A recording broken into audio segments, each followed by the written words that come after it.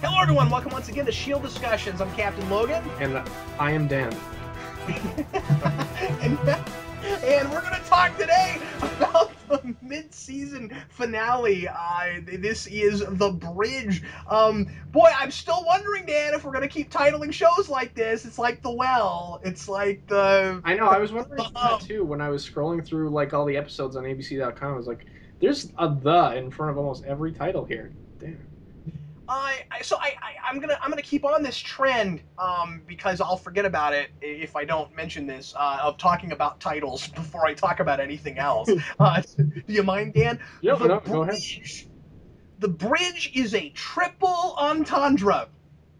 I can think of two. What's the third one you're thinking about? So there's talk about water under the bridge. Oh, okay.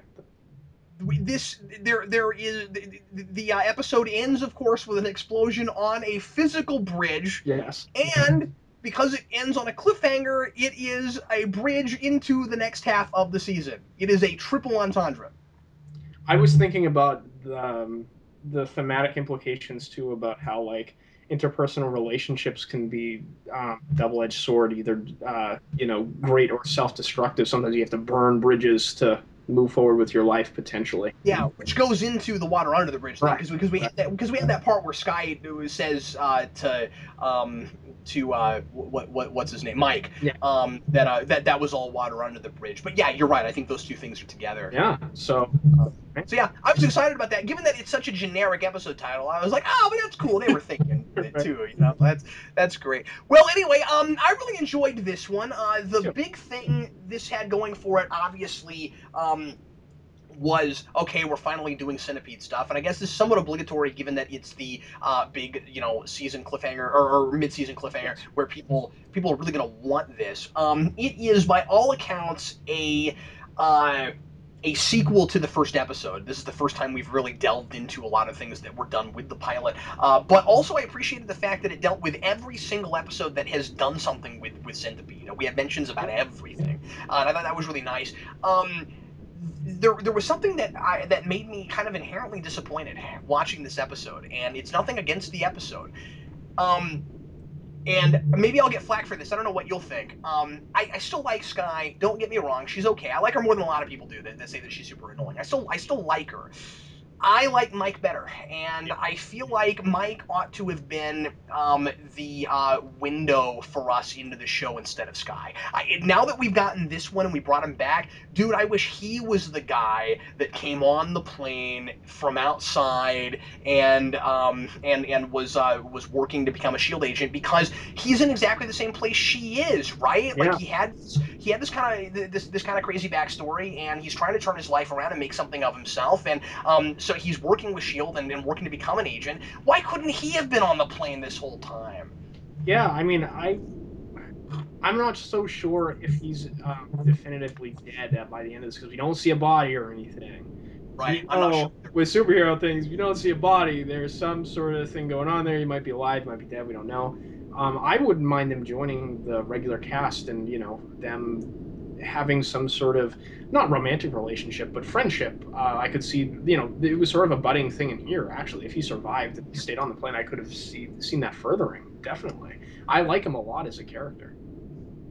I was bummed because also keep in mind that I'm bringing some baggage with me because I love that actor, Jack Richards, and he was Gunn and Angel, who was one of my favorite characters, and I spent the whole pilot going, God, I wish he could be a regular, and now they brought him back here, and I said, God, I wish he could be a regular. And if they kill him off, I'm going to be, or if it turns out they did, I'm going to be super disappointed.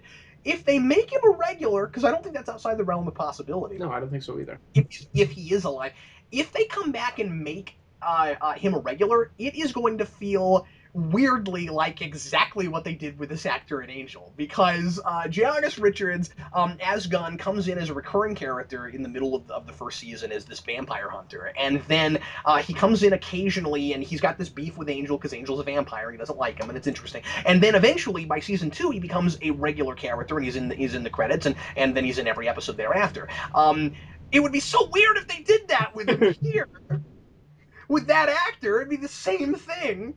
Especially since, like, I'd imagine in Angel, like it's a cast of vampire people mostly, right? And he's sort of the outsider, the one that's not a vampire, whereas here, oh, okay. No, I mean Angel's a vampire, and then everybody else Oh, okay. isn't. But, I was gonna say because like he's sort of the one superpowered person on the plane too. I, oh yeah, no, that's a good point though. Yeah, that he is more normal than some of those people, sure. Um, but I mean in Angel, but yeah, I'm gonna be kind of like I said, I'm gonna be really disappointed if he's dead, but I'm also gonna be disappointed if he's not dead and they decide not to let him stay on the plane and be a regular character. And I also think that they already set us up for whatever happens, he's probably not going to be a regular. With Coulson's line, "You're not going to get a third chance," and he is now double crossed them, and so it's hard to imagine that he's got a future in Shield after that happens. He still possibly could. I just feel like that's not a line that you leave hanging, right? Like Coulson says, they made a big deal out of it. Coulson says there will be no third chance. Something happens there no, if he's I alive. agree with you. I'm kind of two minds about it at the same time though, because like he, even though he does double cross him, Coulson does say to him on the bridge it was the only choice you had in that situation, and he can sort of sympathize with him trying to save his family. I can, and he does try to make up for the choice that he made. He does drop his son off and then tries to go save Coulson, and obviously it backfires. So I'm not sure. Yeah, I'm with you though. The third chance thing is definitely something to think about too, because like from a bureaucratic organization's point of view, like Shield, like they're not even thinking about anything like that. They're all about efficiency and the bottom line, not profits, but getting the objective done. And he caused one of their top agents to be kidnapped. So But frankly, this is a world where Shield is allowing Sky to stay on that plane, and I don't buy that either. I that's really don't. I mean, obviously Coulson has all the discretion right. um, That's in that situation because otherwise there's no way that would work. I mean, obviously we're doing a lot of things in this show where we're trying to be positive and idealistic enough with a show about like you said, a bureaucratic organization that sometimes it's kind of hard to buy all the chances people do get, right? yeah, exactly.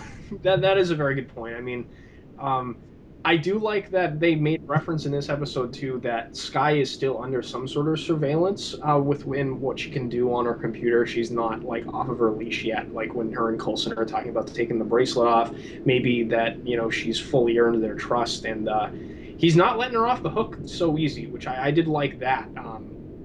But yeah, I'm with you. I don't think she has you know earned the amount of chances that he's gotten necessarily, considering the breaches and security that she's caused so far. Anyway, I can't say enough good things about Mike, the way he's written and the performance of J. August Richards. I think he's really, really, really likable.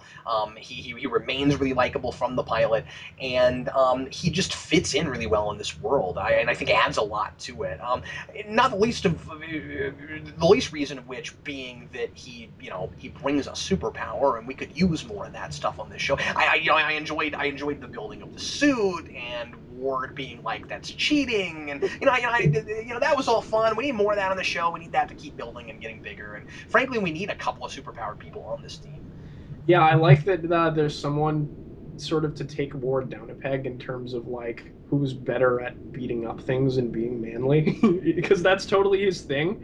And you could tell he was getting a little insecure about that with the line that you mentioned. I liked that sort of aspect of the relationship they sort of had. I mean, they weren't developed really as a relationship between the two of them all that much. But I'm with you. Like, I think we got one of the best action scenes of the show with the superpowered fight in here. It was awesome. Oh, it was really good looking. Yeah. I like that we're still building and not dropping or forgetting about the relationship with Ward and May. I'm still cool with where that's going, and I feel like things like that are making this feel a little less episodic and a little bit more arky and moving forward. It feels like we have more complex relationships going on, and more, and I don't know if this is necessarily just a straight up selling point, but more and more I'm feeling like we're finally getting to a place where you could watch an episode and be a little bit lost if you haven't watched the other ones before. I feel like boy, the first 7 or 8 episodes you don't need to see anything to watch an episode, and it is a show that wants to be in ongoing narrative to a degree, right? So like it's nice to see some of those things building and getting a little bit more complicated. Yeah, definitely. And I don't know if you read this at all online, but I didn't read the full article. I just saw a headline when I was scrolling through my Facebook page today, as a matter of fact, that was saying that one of the producers of the show said that after this episode, it's going to head in a more Marvel direction, supposedly. So we're going to get more comic book stuff, and it's going to feel like an ongoing narrative more. I would assume. Did they feel like they needed to do the first half of the season this way to just bring on the non-comic fans? Was that their whole logic behind it? I can't. I don't know if it's that or if it's like so many fans were complaining that it didn't have enough comic book things that they felt obligated to put things in. Clearly, it seems to be hurting their numbers. The ratings have actually went up in the past few weeks. Oh, have they? I They didn't. I have, didn't. they have. But Good. I'm with you. They have dropped significantly since the first episode. Anyway, I mean, it's not doing record-breaking numbers anymore. Yeah, I don't think it's in danger of Oh cancellation no, like some definitely people not. are I saying. saw a But chart and it was doing about the same as NCIS, so it's pretty successful. oh well, that's quite Yeah. good. Yeah. Well, um, what else should we jump into? Pick a direction, Dan. Do you want to go into the best moment thing, or do you want to do any more general overview? Well, I mean, there's all kinds of things we could talk about. I want to mention something about the clairvoyant. Sure. We are building that so hard and making such a big deal out of this mastermind who doesn't want to be seen and kills anybody who knows about him. Two things I'm really hoping. A, I hope it's somebody we've heard of. I think Um, I have a theory as to who it is, and I'll talk about when we get well, predictions.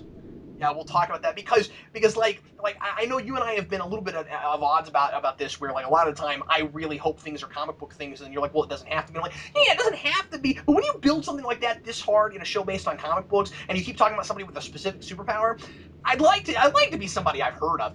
B, I really hope it's actually a clairvoyant because there's a little bit of question about that. About well, maybe that's just an alias or something. Nah, I really hope that we like have to broaden the minds of these characters who still think certain things are impossible, and then they're forced to realize no, you can. There are telekinetics and there are telepaths. I wouldn't be surprised if the person that they end up revealing that it is does have that power, since they've been talking up so hard. No, telepathy doesn't exist in like not every episode, but it seems like almost every other episode there's been a line about it to some degree. Been a long about that. Yeah. Every time somebody says anything about it, well, it makes sense to bring it up here again, not just because of the clairvoyant thing, because we went back to discussing the lady with the ocular implant. Exactly. Yes. Yeah. And so we go back to that. And once again, I really liked that we brought that we talked about her again and everything that's been dealt with Centipede. Finally, we felt like we were kind of building to a place. Yeah. Definitely. Where a lot of this has felt singular enough that there were certain episodes where I was just sort of like I kind of want to get to the point because we're talking too much about Coulson's death and not doing anything with it. And now finally, it's about something. Um, I, I have a nitpick. Can, Sure. can I Yeah. Yeah. Go for it. I mean, I have one for my worst moment. That's a nitpick too. Sure. Well, and I don't even have a worst moment for this episode. I thought it was all pretty solid, but I have a little nitpick. When really little when Sky at the beginning is trying to narrow down who might be her mother. Mhm. Why would marital status necessarily factor into it? She says she gives a list of things that she's looking into, and she mentions marital status, and I'm like, I mean, I can see how you might think about that, but are you actually knocking people off the list if they're not married? Because that doesn't make any sense. Because we know that Shield agents have to have all kinds of secret relationships, like the one we're seeing in the show we're watching. Yeah. That speaks a lot to What her. if what if Sky and Ward what if or not Sky? What if May got pregnant Mhm. because she and Ward have been together and they left their kid on somebody's doorstep? And then years later, they're looking that kid is trying to find their birth parents, and well, I can't look for people that were never married. Yeah, exactly. And in fact, I've seen a lot online of people are speculating that Sky is May's kid, and Yeah, I think know if that's really that's a interesting. thing. Could be. The ages work out. Yeah, that would be sort of interesting if Sky ends up going out with Ward and Ward. Oh, oh, oh, that could be, and not above Whedon to do something like. Really? Has he Yeah, done well, before? not specifically. I just could see him doing it. It's funny. But in a show that's maybe a little less obviously family friendly than this one, I think this show's going to have to go in a really dark direction before they even consider doing anything like. Yeah. Don't you Yeah. think? Totally. I don't know. Okay, so I want to talk a little bit about the ending because I don't know if this is really a problem or if I'm just confused. Likely I'm just confused. We get to the end and we find out that the plan the whole time was for our two bad guys to get Coulson, and I don't get what was with the conversation they had earlier together when they say that when they discover that Mike is still around, and he says, "Oh, that's your ticket to stage three." Meaning that if you get this guy, you might learn how to stabilize the extremist thing, and then that ultimately builds to we actually it was a red herring and we didn't really want that guy. We actually wanted Coulson. Why didn't they give us a scene with them together and nobody else to tell us that's who they wanted, and then they go after Coulson? I'm a little lost there. Now, Coulson might have something to do with what they think would get them to stage three, but why would they have that conversation about Mike? I don't understand that. I think the idea may have been they were thinking like, okay, now they finally have someone close to Coulson that they can manipulate because they hadn't had any contact with any of the other people to get him in a position where they could kidnap him because he's so protected all the time on that plane. Yeah, I bet you're right. Um, That's what it is. but I wouldn't. I don't know. I'm going to be very interested to see like what Coulson has to do with the stage three of stabilizing what or doing whatever they want. I don't even know if it's their goal is necessarily stabilizing the extremist thing now, Yeah, because obviously they well, don't care all that much about their operatives. You know what I mean? yeah, except that they're concerned enough about it to say like, hey, look, these guys are like having a hard time getting enough attention because we're constantly being chased by the shield people. Like clearly they're concerned enough about it that they're going to have soldier problems. Right. So yeah, I don't know. That didn't entirely mesh for me. I didn't really understand that. Um, Yeah. I mean, I'm with you. That might be part of it, but the conversation. I'm just saying that the way it watches is as if they're trying to trick the audience with a conversation with two people that aren't talking to anyone but each other. So it doesn't make any sense that that conversation would trick the audience because in that conversation they're talking about they're talking about the stabilization and she says and the conversation is she's like hey he isn't blowing up. And then he's like, no, not only is he not blowing up, but it means that's your ticket to stage three. That's the conversation. I don't understand how that leads to Coulson. maybe stage three isn't related to the extremist thing. That's what I'm thinking. Maybe you know what I mean? Because Yeah, did they say stage three in relation to the extremist thing ever? no, they don't, but it just sounds related because that's what they're talking Yeah, about in that. exactly. I think It's that's really odd. how it was supposed to play. You know what I mean? Maybe, You're yeah, supposed to think it's maybe. related, so it throws you off at the end. I guess we'll see, but then at the Yeah. same time, why wouldn't they just try to capture them both? Because it seems like they need to stabilize extremists. But I Like, don't know that they necessarily need to, though. Like, I don't think they care enough about the personal lives of their operatives to like have them not explode in the field. I don't. Yeah, I don't think they care about the personal lives, but I think that they're having manpower issues and they're having like resource issues. Like it would solve a lot of their problems. Yeah, I suppose so. Talk about that. I don't know. I'm just a little confused about it. I hope it makes more sense to Yeah, you. yeah, I hope so too. It'll all depend on what they do with it. Definitely. Um, let's see. What else did I have? I had a lot of stuff. I find myself wondering if Poe, because he's so incredibly creepy, is if there ever be anything with him that will symbolically relate to Edgar Allan Poe. I think that's likely to Or happen. Thomas Edison. Or Thomas Edison. I just noticed that they smashed their two last names together. I was like, that's kind of an interesting combination. An inventor and a horror poet. We'll see. Yeah, that's absolutely hilarious. Let's go ahead and go on to best moment, worst moment, unless you had anything else you want to talk about. Not really outside of the different categories that we had here. I don't know. I was pretty pleased with the episode overall, even though it was pretty straightforward. What was your favorite moment then? My favorite moment was Coulson and Mike's conversation about how he should relate to his family and how he should consider maybe that the life of a Shield agent isn't for him because he's going to have to burn the family bridges to take on that sort of life. I that conversation was so down to earth. Coulson Clark Gregg, he played the scene fantastically. I Everything had the about it I exact really liked. I had the exact same moment, and I thought Clark Gregg was tearing it up this whole episode. There were a number of notes I made where I would write down little quotes he would have as if I was making a quote book for Agent Coulson, where like I wrote Coulson on work relationships. In my experience, that's just asking for trouble. Coulson on women. Solving the problem is half the or solving the puzzle is half the fun.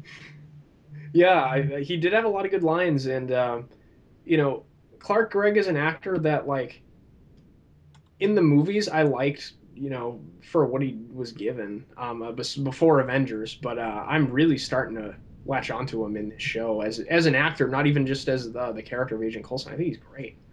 Yeah, I think he's got a lot of range. Yeah. It's amazing And that he hasn't been discovered before this. Like he's kind of an older actor now. yeah. Uh, so my favorite moment was also yours. Did you have a worst moment? I didn't write anything down. My worst moment is kind of a nitpick, and you're probably gonna laugh at me for this, but Okay. okay, the scene where Coulson and Ward are driving down the street in Lola, and I loved seeing that car again, by the way, because 50s Corvettes, oh, those are beautiful cars.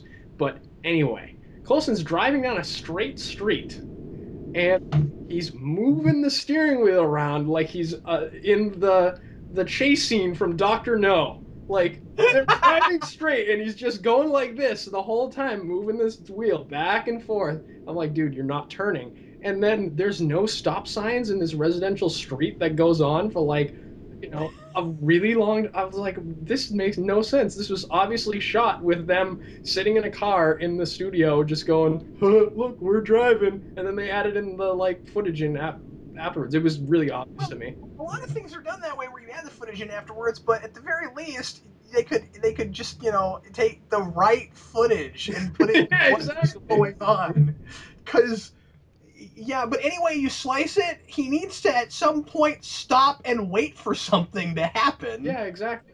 Yeah, that's hilarious. How did I not pick up on that? I don't know. Like I was Because just reminded, that's one of those like things. I was, That's one of those things that once you see it, you can't unsee it. Like, it was hilarious. Like when it was happening, I was like, oh my god. let's go on to that's great. If I had thought of that, if I had noticed that, I would have written that down. Let's go on to what's the big idea. Obviously, huge family themes here, and I appreciate the more kind of intimate stuff. We've been dealing with so many like political and social themes in this that it's nice to get. Well, I mean, this is a social theme, but it's nice to get something a little bit more character centered because that's the kind of thing I tend to more sink my teeth into. And so you've got what we'll do from family for family, the compromising positions that we can be put into when it means life or death of a family member, which you expect to see in comic book stuff. I mean, that's something we deal with in the superheroes a lot of times. So it's nice to see it tackled as well as it is here. I think. Also, a lot of like making up for past mistakes and fighting your nature is there, and is a holdover from the pilot because that's what that was kind of Yeah. about. So Yeah.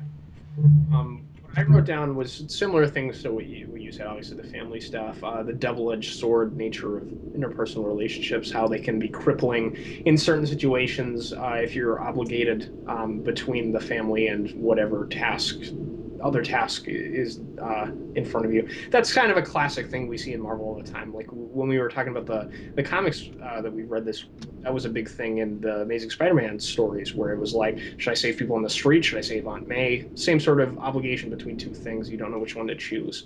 Um, because saving your family seems like the selfish choice at first glance. You're not really sure, and the what else did I write down?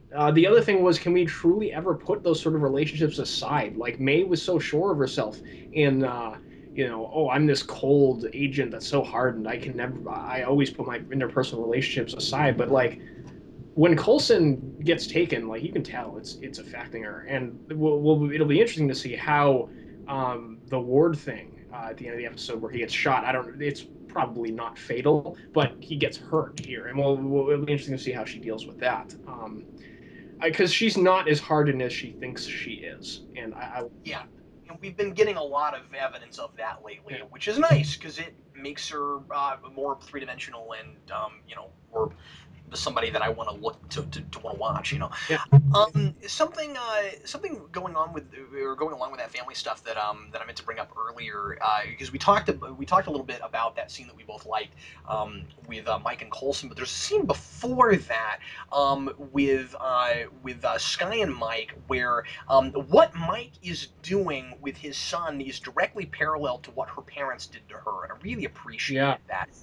While you're watching that scene, you can tell that she is looking at him like that's what my parents did. They chose this life over me, and you are choosing. And I don't think she's looking at him like he's a horrible person or like she's, how dare you be like that. But I think that she's very thoughtful about it, Hmm. and I appreciated the way the way that played. Oh, Um, and it makes you, in this context, I wonder I wonder where they'll go with all this, because exploring these ideas moving forward, because it is a little sad seeing people give up their family lives and in like a air quotes normal life for this, like making this huge sacrifice, and then working for an agency that sometimes does really ambiguous things that they don't even always agree with, yeah. and like what's in it for them, and it's like, yeah, it's, on paper it's like, I'm doing the right thing because I'm sacrificing,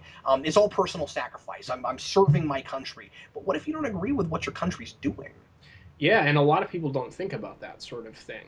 That's, what people talk about joining the military in any country all the time. Like, do you believe in the cause or not when you sign up? That sort of thing. So yeah, that's very interesting stuff. And you're a hero just for signing up with your country and doing whatever they're doing, but does that automatically make you, what if what they're doing is not inherently by nature heroic, Yeah, um, exactly, exactly. Um, yeah, I really liked the conversation between the two of them too, and it was sort of interesting that I think that's the most warm scene between the two of them and established the kind of friendship thing that I had been talking about that was budding between the two of them. It's interesting that that starts forming in a scene like that where she's like, I don't. Sky has some sort of not animosity towards her parents, but she must not really like appreciate the fact that her parents abandoned her and left her on a doorstep, right? I mean, she seems curious more than anything. Like she has to know, and I think anybody would be there. I think you or I Oh have to yeah, know what definitely. happened. But I like that she's not immediately jumping the gun and expecting that, they didn't love me, or Right. it must have been my fault. If this is Clark Kent, it's his fault, right? If this is Clark Kent in Smallville, it would have been like, oh man, they left me because I did something terrible by being born. Um, so I really like that she's not doing this. So it makes sense that she's not immediately like dogging him for this, but that she's trying to get him to think about it like Coulson is, um because she can sympathize, she can understand why he would think about it. After all, she wants to be with this organization now, Right. And and also he has things to atone for, and she can appreciate that. more parallels between her and Coulson, which I'm appreciating quite a bit, like you just mentioned. Those are not the two characters I would have imagined lining up at the beginning of the show when it started, and they are. It's very interesting. I like it quite a bit. Yeah. Yeah, and I feel like there's a lot of parallels you can make with Coulson and many of the characters Yeah. in the show. We talked a lot about that with May the last episode, where there was a lot of things in that show that kind of highlighted how they are in a lot of ways very much the same. Yeah, definitely. And I think there's even a somewhat of a parallel in here. May's a little bit more extreme about it with her and Coulson, where Coulson's willing to give people chances, but he knows when to burn the bridge when it's necessary. Like with Mike, he says, you know, you're not going to get a second chance. I mean, a third chance. And May is all about you fail, you are discarded of. Um, Yeah. she's just immediately ready to burn any sort of bridge. Like even when she gets into that fight with Ward over that little thing, like he took a punch for her. Like she's like, you know, if you ever do that again, like bad day for you, man. I liked seeing him take her down a peg I did too. in that scene because that could once again they're doing a good job of not making that too stereotypical in the like the woman is always right sense. I mean, I you know we're having this relationship we don't want anybody to know about, and the woman is always more like complex emotionally, and so we play it up for comedy where the guy doesn't understand those emotions, and so Right. he gets taken down a peg. I really liked that he, and it's not the reverse of that, but I really like here that it's, you know, I don't think it's a sexist thing on No, either definitely count. not. I feel like, and frankly, I don't even think it's about gender. I think it's about her past, right? Like, and how that plays into all this, where she just immediately jumps the gun and makes assumptions about things, and he's like, well. How about you give me a little bit of credit? You might be completely unemotional and detached, but I know when to put my personal feelings aside. Yeah, exactly. And uh, May's one of those characters that you can see being like we had said, she's arrogant in that she thinks she's more hardened than she is, and because we know that about her character, I can see her overestimating her skills to some degree too, because everyone's always telling her like, yo, you're the best field agent, like you're good at fighting, you can fly planes, like she's the best at what she does in every sort of aspect of the things we've seen her, you know, do so far in the show, right? um, Yeah, how does it affect you yeah, if exactly. you're surrounded by that attitude, right? Yeah, it's a very realistic sort of reaction to that sort of thing. I like that. Um, did you have a quote this week? I didn't really have a single quote. If I were to choose one, it would probably be the line where Coulson was like, you know, we gave up the life of PTA meetings after school and all of those sorts of things. That was my favorite sort of platitude that Coulson gave, and he had a lot of good ones in this episode, but that was probably my favorite one. I liked. We were just talking about the scene when Ward says to May, "I'm not some recruit who can't separate church from state." So that was a good line. I liked that quite a bit too. Yeah, a lot of good lines in I this one. Sorry, I didn't write down any new guest stars because I think everybody we've seen before, everybody real significant. I think we had a couple of like really tiny characters that popped in for 5 seconds.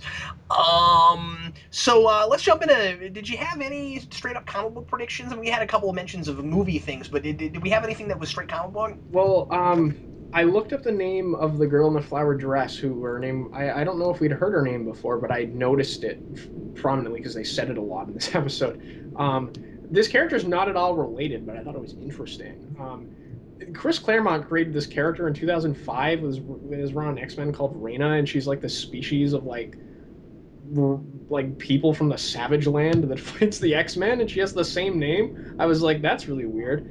And then the clairvoyant thing. Should we talk about that here because it's a comic book thing, or you want to wait? We can just go straight on predictions because I didn't have any straight up comic book Okay, references. okay. I should have researched and seen if anybody else online had come up with anything, but I didn't. I didn't come up with anything on my own. The thing I'm thinking about with in relation to the clairvoyant is, I mean, the obvious place to go if this is Hydra is that it is Baron von Strucker, but I think there is a logical reason for it that's given the episode. There's so much talk about how this character does not want anyone to meet them or see them. They want to be sort of a invisible figurehead of this organization. That's exactly what Baron von Strucker does in the comics.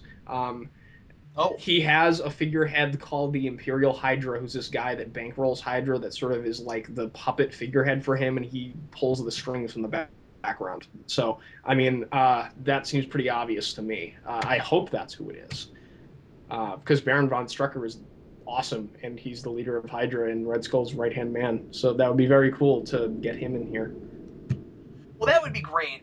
It would also make a lot of sense if it was somebody that didn't want to be seen if they were, you know, from a different time. Yeah, exactly. And Go there. he doesn't really have like the clairvoyance power in like the strict definition of the term, but I know he has super intellect and has super calculating ability, so he's able to calculate possibilities. Maybe that's like a, you know, somewhat seeing into the future, I guess, because you can calculate what might happen to the highest degree, I suppose. They're being really vague about what it is, because it's almost like they're talking about clairvoyance as if it's telepathy. I mean, there are places where it sounds kind of like he's reading the future, but then like when our characters are talking about clairvoyance, they're kind of just saying, well, telepathy and stuff's not possible. So I feel like they're being really loose with that word. Yeah. But so yeah, I mean, I hope it means what it means. Although we could very easily accidentally get into deep heroes territory if we start making everything about somebody read the future. True. But yeah, other than that, I didn't have any major predictions. I kind of think Mike's not dead. I don't think he's dead either. I agree. We know Coulson's not dead because we saw him in a helicopter. It'll be interesting to see what's up with him because we thought he was a life model decoy, and I still think that's probably true. But like, if is there any possible way for a robot to like stabilize this thing that's like biotech? I'm not sure. We'd have to see. I I'm still not even convinced that that's what they're trying to do yeah. because they just want to.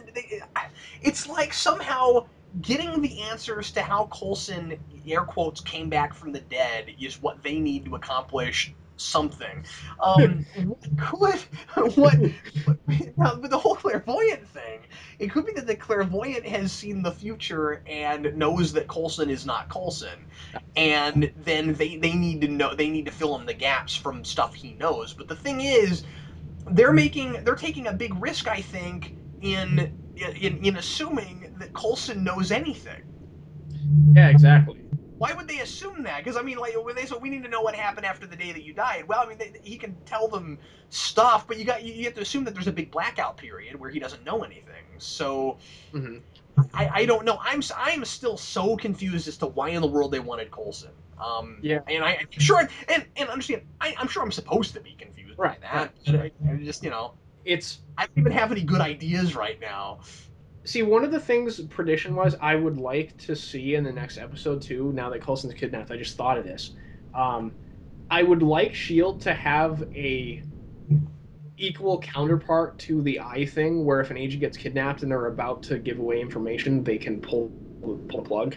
Like as an ambiguous organization, that's something I could see them doing. You know what I mean? Yeah, Like me the too. cyanide pill that they used to give spies in the Cold War, like that's totally something I'd see Shield doing.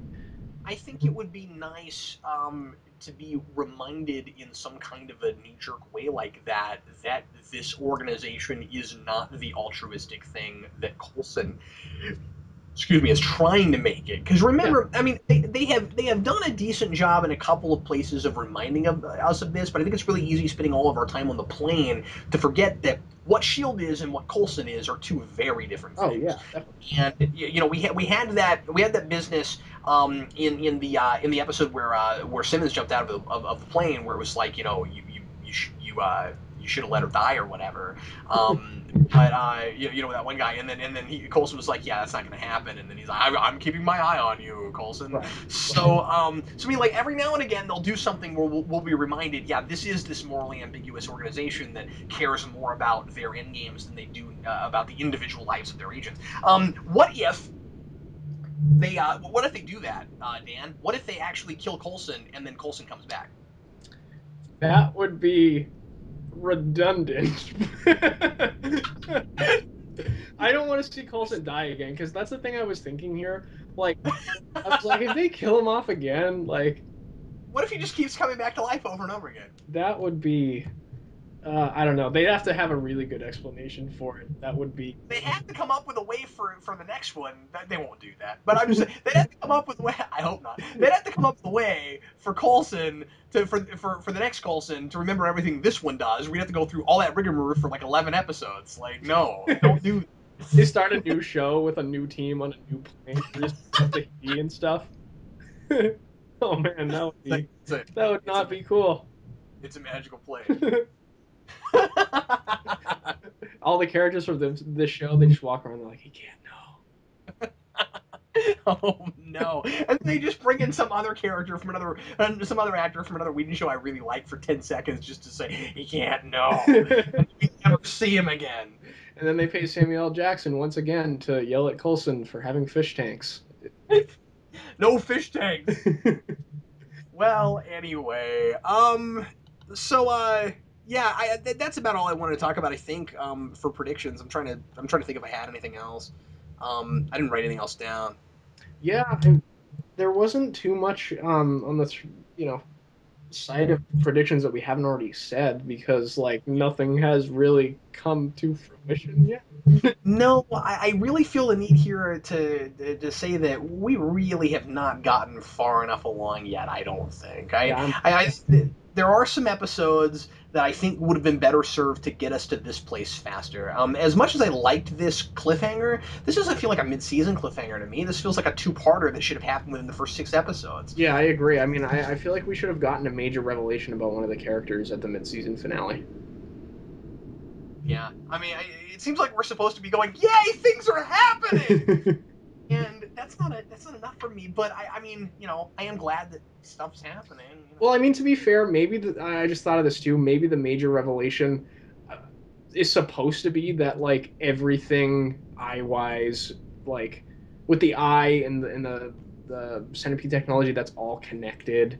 I mean, we had already assumed that because we're smart people, but like maybe that's supposed to be like the revelation from their perspective as people are writing Well, the it's show. funny that you say that because when I wrote down actually, I was taking notes and I wrote down okay. I kind of thought I knew that already, but I guess this is the point where Coulson gets to make the Right? Yeah. connection. Like, it wasn't a revelation for the audience, I don't think, unless it was. I mean, not everybody sits down and makes a 50-minute podcast Yeah. after watching Exactly. one of Exactly. these, but we have to keep that in mind. But I wasn't like, holy crap, the eye thing. No, of course the eye thing. Yeah, I'm with you. I wasn't blown away by any of the revelations in this, really. Coulson, I wanted to mention this real quick. I was looking back through my notes, and something else that I wanted to Oh, mention. sure. Coulson has a line, and I'm going to be super impressed if we get farther into the show and they start paying off things that didn't seem like a big deal at the time, but then it turns out that they really were like setting things up. There's a line Coulson has in here that I don't want to read too far into this or assume that this is more than it is, but just the way the scene is directed, the way Clark Gregg is delivering this line so incredibly deliberately. He says he has that line where or that part where he's looking through the business cards and he's talking about how we forget about the simple tools of the past. I don't know why, but the second time around watching this episode, I was like, there is something else going on there besides the business card. There's going to be something down the road where we deal with this notion of simple tools of the past, and it has something to do with his resurrection. I don't know what. I don't know if I'm making any sense at all, but it was almost as deliberate as it's a magical place. I felt like that was a thing. No, I'm with you. There was another line that was giving off the same sort of vibe to me. I did wonder about the business card thing because it kind of came out of nowhere. I was like, well, that's sort of interesting, but I don't know where that came from. But like when they were driving during my worst moment, the dialogue was fine. But when they were driving, Coulson has a really long sort of thing where he's talking about that cellist again. I wonder if that's going to pay off to any degree. I think we're either going. This is gonna sound stupid. We're either gonna see her soon, or we're never gonna see her. Like because the chat. I mean, I know that sounds dumb, but the cellist thing was always in the background with him in the movies, and it was kind of a throwaway thing. Yeah. And it might be a funny gag for her to come up a lot, but we never see her. But then I kind of wonder if maybe we will see her, and if she'll be the first person that really sees through him. Yeah, that would be very cool. But I think what would be cooler would be for us to find out everything about his resurrection through this cliffhanger. Because frankly, I'm getting a little bit bored with it. I have to be perfectly honest with you. I'm ready for this to not be the thing the whole show is about. And figure out what it is, and then move on from there and do some interesting character building stuff once we find out what it is. But I don't think I am. I don't know. Like it's not a curious enough thing for me, especially if we're right about what it is, because we thought we knew from the pilot. So I kind of want to know what it is here pretty soon, so that then we can start doing interesting things with it. Because I feel like right now I don't even know exactly who this guy is. I'm with you, and I think the reason that at least I feel this way, that it's going on for a little too long, is they talk about it every episode. Like, if they didn't talk about it every episode, it wouldn't be on my mind all the time. And if they were just doing like stories and then like end of the season we get the huge revelation and that's the cliffhanger to go into season two, like that'd be fine. But with this, I feel like we have to have an obligatory scene where he's like, I don't know what I am, and then it we have some sort of discussion about it. Um, I don't know if they're gonna keep talking about it so hard. Like, I know it's a big thing for him, but I just want some sort of finality to it if we're gonna talk about it all the time, all the time. This would be like if Data in Star Trek: The Next Generation, not being able to have emotions, like spent the whole first season going, man, I don't know what I am, and I have no emotions, and then he's clearly an android, and then you get to the end and you find out, oh, he's an android. Like the reason Data exploring, I don't know if I can be considered a person or not, is interesting, is because he's a robot. Right. Like I need to find out here pretty quick what Coulson is, or I'm gonna stop caring. That's all I'm saying. They're stringing us along with this. It's going to be very interesting to figure out what it is because, like, if he's a life model decoy, like, I don't understand from Shield's perspective what's the advantage to bringing a dead agent back as a life model decoy as opposed to just getting a new person, you know? Yeah, they have plenty of agents. I'm gonna assume it's gonna have something to do with like something that he knows nobody else does, or Yeah. something like that, right? Because yeah, like you said, they could just bring in somebody else. And isn't this like? Doesn't this make life really complicated on them because they have to have an agent who everyone still thinks is dead? Like, keep in mind, Coulson is running around in an airplane, but like in all the newspapers and things, everyone thinks he's dead. Like, he talks in this episode about how he has to keep playing that up, and I'm like, that sounds like a really complicated, like unnecessarily obnoxious thing that Shield would have to deal with, unless they have a really good reason for this guy coming back. Especially considering Nick Fury's position, the lead, he's not the most mortally aligned person himself. And, he created this sort of ruse for the Avengers to form. And it seems much cleaner from his perspective to leave Coulson dead. Like, why have him walking around? Why risk the motivation for the Avengers forming? Why allow him to walk around and still live? You know what I mean? Do any of the Avengers know he's I alive? don't think so. That'd be interesting to know. Yeah. I don't know.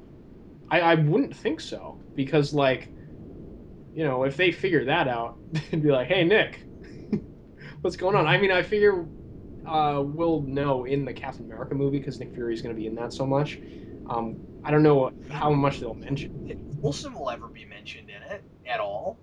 I kind of feel like now that Coulson has his own TV show, we're never going to see him in a Marvel movie again. Oh, that's unfortunate. I wouldn't. I don't know though. It would be really cool if he popped up in that Yeah. for a second. And he's like, "Hold on, I was just on my way to my airplane." From the 90s. They had another reference to the 90s in this episode, by the way. That's all they ever talk about. And God, Coulson is like me, man. All he ever talks about is the freaking 90s. Yeah. He always says that. He's like, we have this, like it was that long ago. We had this, because you look at him, he's like a 45, 50-year-old man, and I'm not sure how old he is, but I figure he's around May's age, and and we know at least that actress is around 50, so right. I figure he's probably 45 or 50.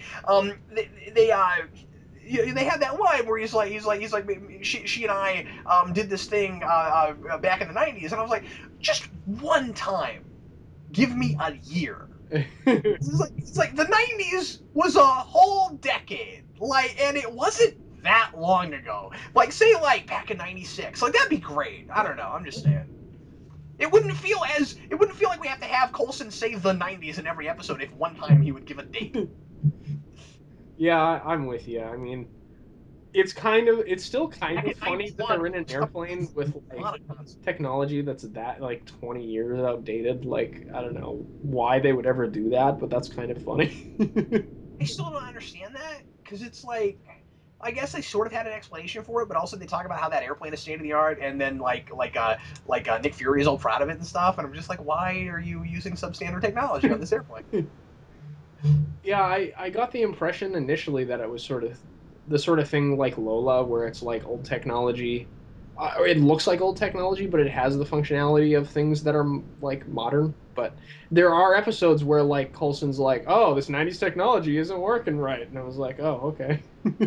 Yeah, but then we have like Stark Tech Yeah, also. exactly, exactly, and all the stuff FitzSimmons uses. Yeah, I don't got FitzSimmons.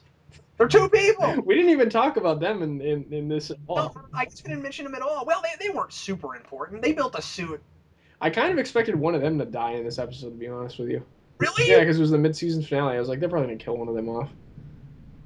I feel like they made such a big deal out of making them important earlier in the season that now they probably won't kill them off. Because I know we talked about, well, maybe that was a red herring. Maybe they made us like them so that then they would kill one off. Now I kind of feel like they're probably not going to do Yeah. that, but maybe, I don't know. I guess it could happen. Well, I don't Um, know. I was just this whole episode was about like, sometimes you get to burn the bridges with your interpersonal relationships, and that was like the one inseparable one. that's a good And point. I was like, Yeah. well, maybe they're We've yeah, already established that one of these is better off without the other one yeah, than the other one is. Like Fitz can handle not having Simmons around, I think, better than she can handle not having him around. So I could see, especially since she was the one that they look like they might kill off, I could see that would be the one they'd probably kill off, yeah. right? Like they turn around and go, "Yep, Simmons is dying this time." Not when she throws herself out of an airplane, but this time. If they did it, yeah. But I don't know. If Fitz died, can I have his wardrobe? Yeah, Because I he's a sharply dressed man. he's a sharp dresser. No, I mean they were fine this episode, but they still didn't get a great deal to do. No, it was just kind of like um, Simmons looking at Mike and being attracted to him. Thinks Mike is hot. Oh well, that's all right. He's muscular, you know. Yeah. Okay, that's fine. I didn't think that was kind of funny when Fitz was like, "Well, we have like technology that can do that." Like, Yeah, you could tell he was like kind of jealous too, which was funny. he's always jealous, though. That's like his main thing. That's true. When she talks to men, he gets jealous. Like, anytime, it That's a doesn't good matter. point. That's a good point. It's standard. In fact, part of the reason I don't think they'll kill one of them off very soon is because it seems like they have to consider getting together first. This is another Whedon thing where like Whedon finally gets people together that you want to be together and then doesn't let them be happy very soon afterwards. So if one of them is going to die, there will be a kiss right before it That's happens. totally what he did in Astonishing X-Men. Like that Kitty Pryde and Colossus thing was like a thing since like the '70s, and he finally did it, and then boom, space bullet. She's gone. I'm gonna make you watch Angel. You're gonna be so angry about what they do with Wesley and Fred Oh, next. really? Finally, and then no. Well, anyway, Yeah, we're we derailing. I'm sorry. no, it's fine. We've been talking a good long time. Why don't we go ahead and do our trivia questions and then go away and let people have normal people lives and not listen to us anymore.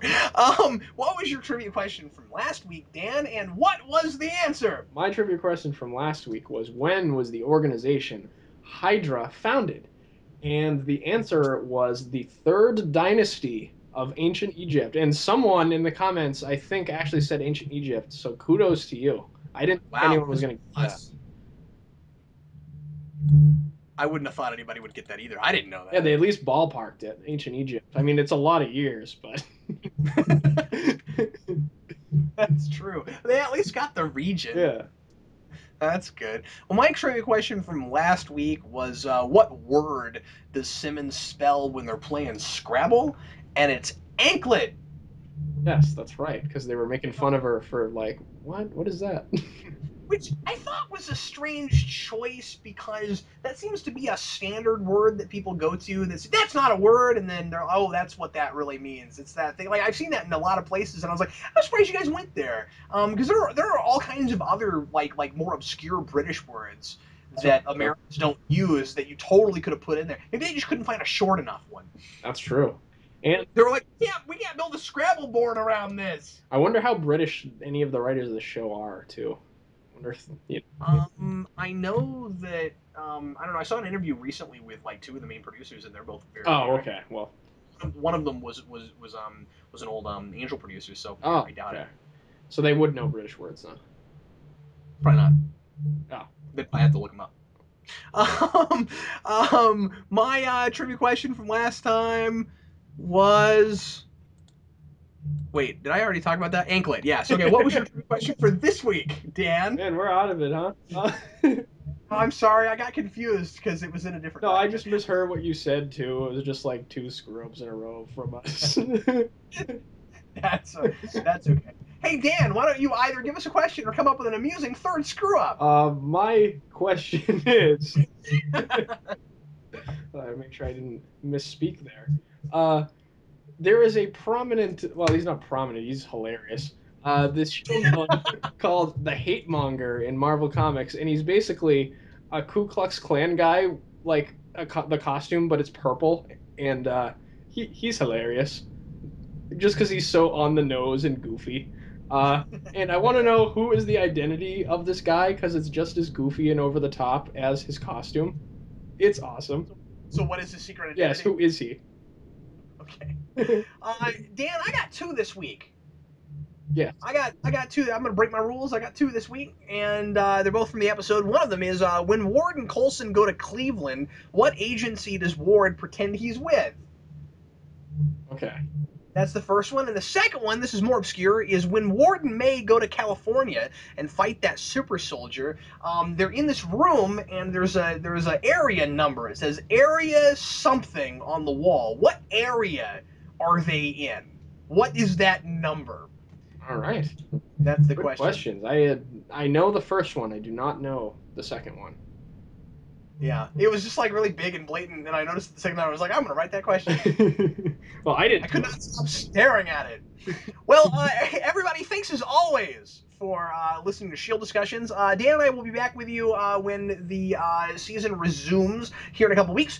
And in the meantime, I think Dan and I are going to try really hard to get some new vaults out. It's been forever since we've done any comic vaults together, and we got a bunch of assignments in to do. We have other things we want to do, so we're gonna try to fill this time with some vaults. Not promising anything, but we're gonna really try. So anyway, that's look forward to that theoretically. And anyway, thanks as always for listening. Thanks as always for listening. I'm Captain Logan. I'm Dan. See you later.